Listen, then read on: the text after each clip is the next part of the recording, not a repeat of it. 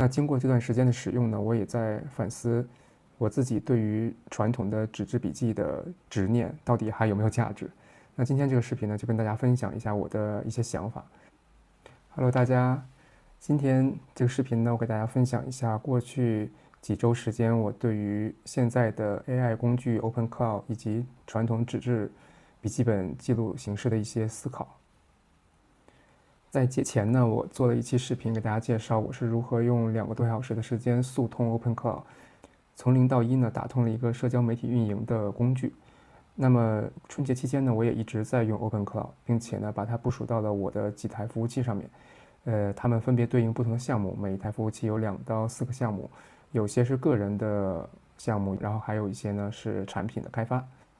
2周下来呢，我觉得 OpenCloud 现在已经完全融入到了我的生活里面，并且呢，我也发现有很多我之前一直在坚持用纸质笔记本做记录的工作内容和事项呢，现在也已经搬到了 OpenCloud 上面。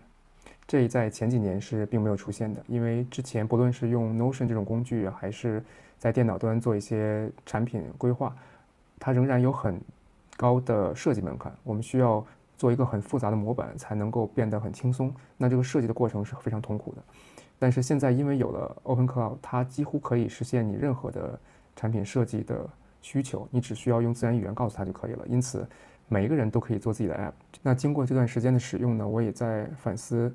我自己对于传统的纸质笔记的执念到底还有没有价值。那今天这个视频呢，就跟大家分享一下我的一些想法。那么呢，我把这个对比呢分成了4个维度，分别是快速记录、移动办公、专注环境以及深度思考。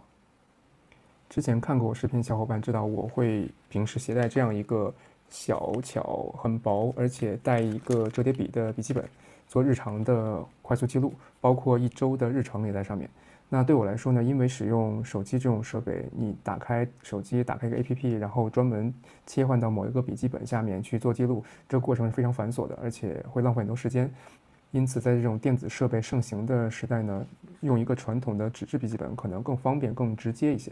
但是这段时间用完 OpenCloud， 我发现，在快速记录这件事情上 ，OpenCloud 已经完胜纸质笔记本了，因为它完全可以迈过我们之前提到的那些问题。比如说，创建一个 Notion 模板需要做得很复杂，你才能够在使用的时候很轻松。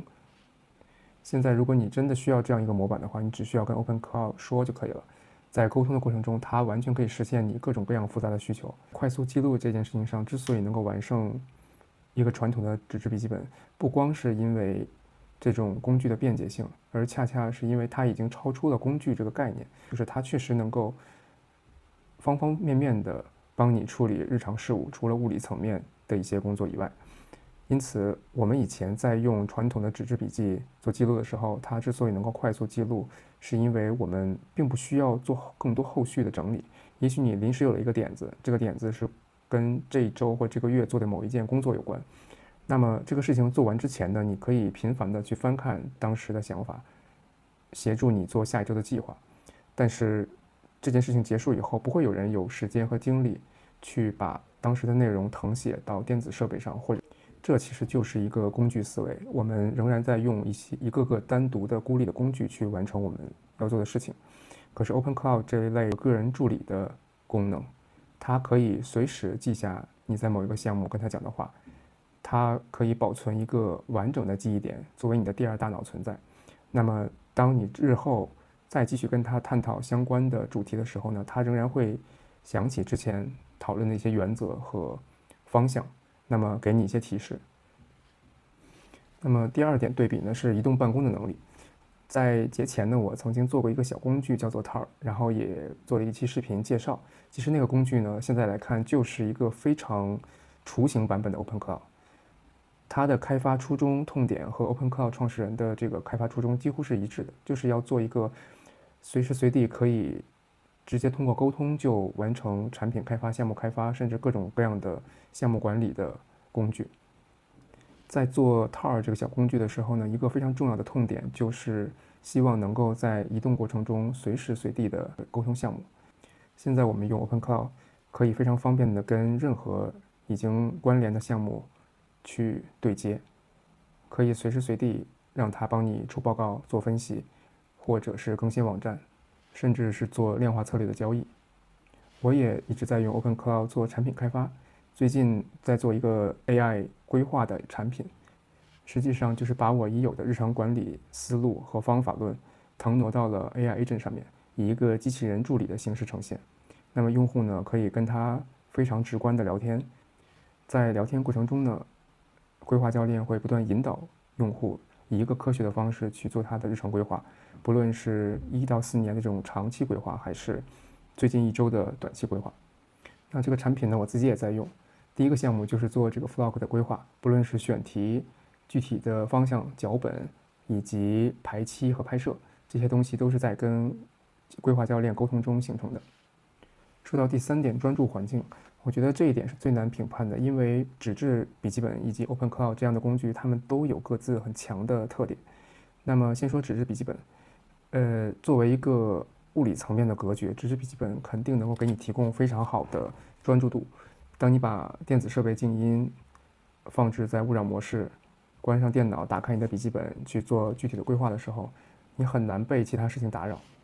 但是 OpenCloud 这样的工具难道就会分散注意吗？其实在使用过程中我发现也不是这样。现在我们都是在自己最熟悉的聊天 APP 里面跟它沟通，每一个服务器或每一台电脑上面它可能有不同的项目，那在同一个聊天界面，你只需要跟它自然而然的去探讨其中一个项目就可以了，其他的项目在这个时候也不会冒出来影响你的关注度。当我们要临时切换讨论的主题的时候，也非常的自然，甚至连聊天界面都不用切换，在同一个界面内继续跟他聊不同的事情。OpenCloud 后面的记忆模块呢，会非常清晰的分门别类的把你跟他讨论的不同项目存储好，在下一次启动的时候呢，他还会记得上一次在聊什么以及整体的项目进展。虽然在手机设备上面我们仍然无法规避一些弹窗信息或者临时电话，哪怕你开启了勿扰模式，你有可能跳出了当前的界面，那这时候满眼的 APP 图标可能也会形成一些打扰。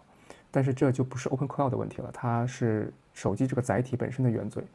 那么 OpenCloud 能够在这个不完善的载体上面把专注度做到这么好，已经非常不容易。最后一点呢，就是深度思考。那在这一点上呢，毋庸置疑，传统的纸质笔记本仍然是完胜的，因为当我们要开启一个深度思考的过程，就意味着我们需要隔断其他任何的干扰，并且不需要上网去查任何东西，我们只需要用脑子里有的内容，尝试去复盘，尝试去输出，尝试去形成一些见解。这个时候，如果我们有一些事情没有搞清楚，也不需要着急去搜，因为它并不重要。我们只需要把现在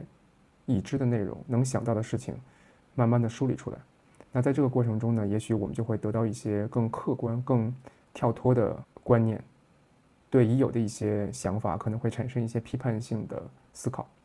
深度思考这件事情，它本身的特质就决定了纸质笔记本仍然是无可替代的。